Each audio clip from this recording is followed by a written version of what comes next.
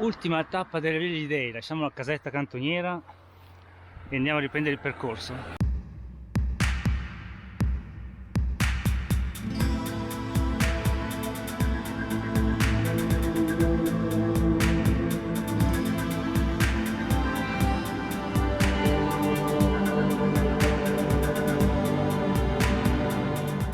Allora, vi siete iscritti al canale? Iscrivetevi! Iscrivetevi!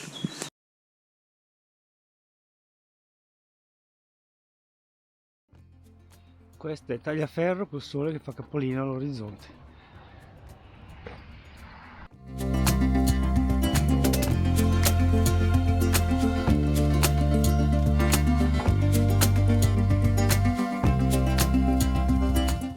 Ok, i fagiani erano tre, anzi dal colore erano fagiani. Allora, ricapitoliamo: il daino, l'airone sul greto del fiume, i fagiani. Speriamo di non trovare cinghiali, quelli no, sono tanto carucci, ma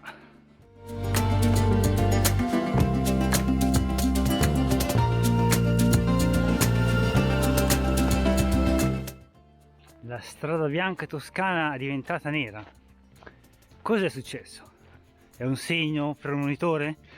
Tornate indietro? E non si può tornare indietro, devo andare a Firenze. E perché domani iniziamo la via Ghibellina e pensavate che noi finissimo con la via degli dei, e invece no, i nostri diabolici piani proseguono.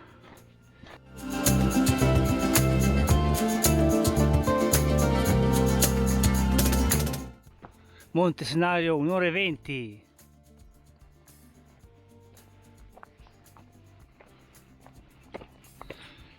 Come potete vedere è segnato benissimo, è difficile, proprio veramente difficile perdersi su questo cammino.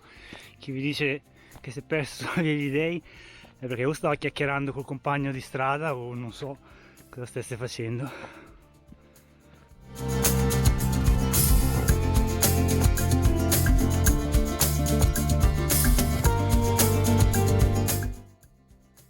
Sulla collina là davanti a noi si vede la villa dove siamo passati ieri pomeriggio prima della Tagliaferro, il Trebbio, una villa a Castello Mediceo. Guarda come è già bella lontana, eh? Dai, siamo a 26 km e mezzo da Piazza della Signoria. Oggi ultima tappa della Via degli Dei, da Tagliaferro a Firenze, 30 km e qualcosa. Siamo già a buon punto, qui siamo tra Tassaia e Poggio Fondello. Qui c'è una villa con una chiesa, cioè, magari una volta era bella, adesso diciamo che è un pochino, è un po' trascurata. E sono le 7:39, dobbiamo arrivare a Monte Senario per le 8:30 circa, e poi da lì sarà tutto molto più semplice, lungo ma semplice. Comunque ieri ha piovuto, poi il pomeriggio grandissimo caldo mentre noi ci stavamo arrampicando su verso il Trebbio. Oggi è completamente sereno, per adesso è ancora frescolino, ma non pensiamo che duri molto, per cui senza indugio in cammino. Dietro la villa con la pieve di Tassaia c'è il famoso striscione: superato il purgatorio, ammirate il paradiso. State per arrivare a Monte Senario.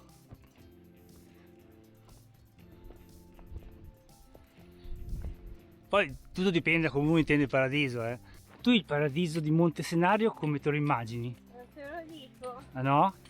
Immaginatelo. Cori angelici, Sì. arpe, Certo, birre aperte. birre aperte. Sono le 8:10 di mattina, non di sera. Quindi una fiaschetta di rum. Vabbè, quella ce l'hai tu, non hai bisogno di Monte Senario. Sono 2,5 km da Monte Senario e ho appena realizzato che il cartello che c'era giù a Tagliaferro che diceva Monte Senario 2 ore non è realistico, perché vuol dire in 2 ore farsi 7 km di strada con tutta la salita. Noi non siamo velocissimi, ma non siamo neanche lentissimi. Per fare 7 km di strada con tutta questa salita in 2 ore serve lo zaino da trail e andare su di corsa. Allora, Vabbè, perché abbiamo passato da poco un cartello che dice 1 ora e 10 per Monte Senario, quando in realtà avremmo dovuto essere a breve distanza, stando al cartello di Tagliaferro. Vabbè, dai, quando si arriva si arriva. un altarino simil Santiago, però non sono conchiglie di San Giacomo queste. Le hanno potute prendere qua. E se le portare a casa, qui te le porti a casa per poi lasciarle. Qualcuno ha fatto anche la presa dell'uncinetto. Una presina all'uncinetto tipica. E come c'è lasciato il cappello? La scatola per i pensierini. Una bottiglia di birra vuota.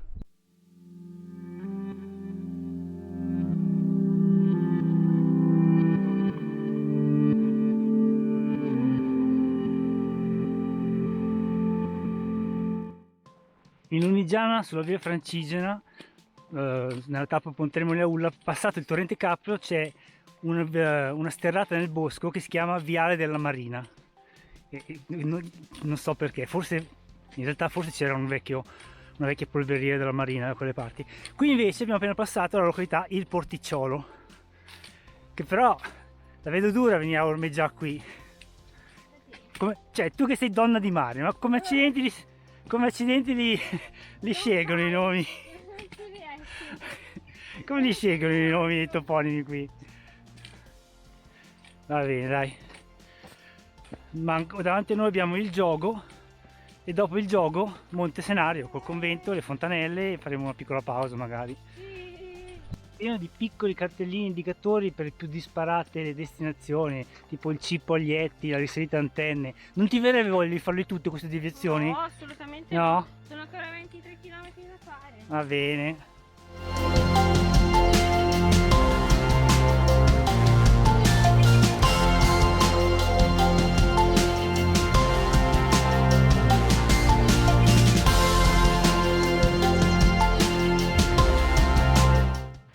Ecco il convento di Monte Senario. Vabbè, stanno ristrutturando, meglio così, dai. Pazienza se ci sono impalcature.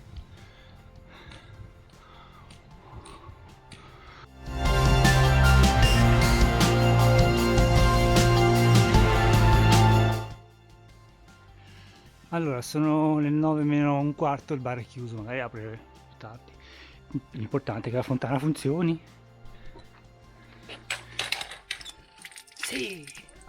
Andiamo da Bivignano, dove ho una parte del monte Asinario, come si chiamava allora, al vescovo di Firenze, per cui successivamente 7 fiorentini vennero a vivere qui come eremiti.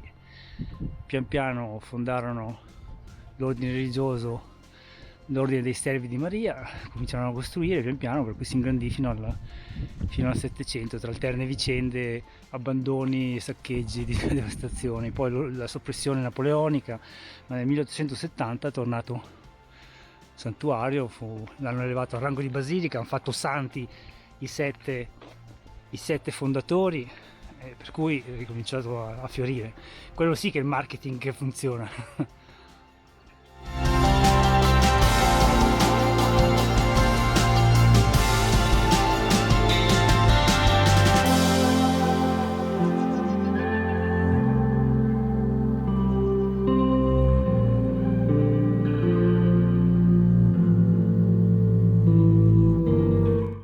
Sopra di noi il santuario e ora noi siamo in discesa. Tutta la salita fatta. Andiamo a vedere la grotta di San Manetto. vedere? San Manetto cos'è? Il patrono degli agenti di polizia penitenziaria, immagino. Andiamo a vedere la grotta di San Manetto, una breve deviazione di qui. Ecco la grotta di San Manetto.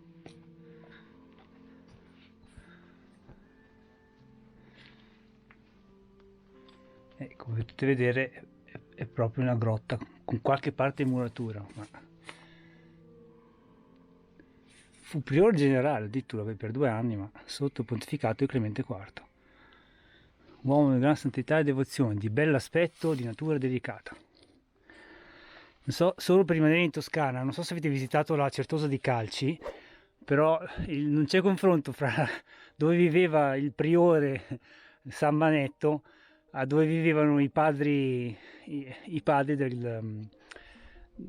certosini, che avevano cavolo avevano un appartamento col giardino, il locale hobby, perché la loro regola, oltre a pregare, diciamo, obbligava a passare penso 1 ora o 2 al giorno in attività manuali, ma di solito intersiavano, miniavano codici, cose del genere, non è che andassero a dissodare la terra. Per quello c'erano i conversi, che erano i frati certosini di serie B, perché i padri erano tutti nobili, dotti, istruiti, passavano il tempo a celebrare messe da soli, ognuno aveva la propria cappella, celebrava messa da solo, senza pubblico, vigeva l'ordine del silenzio ovviamente, perché si parlava solo durante le ore apposite, una volta alla settimana, una cosa, insomma era un ordine per gente che ma sopportava l'altri compagnia, diciamo, e non erano tenuti alla povertà e neanche all'obbedienza, e diciamo, conducevano vita di studio e contemplazione. Adesso tocca risalire però.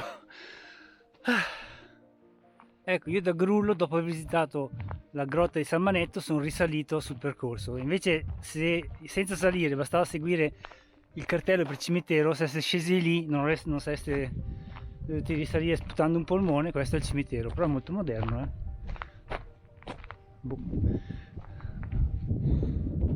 con la cappellina. E lì ho ripreso Giulia, che nel frattempo era andata avanti.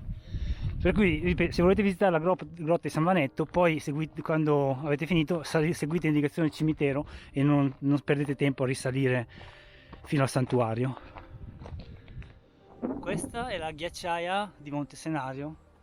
Vedete, con l'espandersi del convento è necessario trovare il modo di conservare il cibo. Guardate quanto è grande questa ghiacciaia. Io ho voglia di pigliare neve, paglia e sale per mantenere la temperatura anche nei mesi caldi.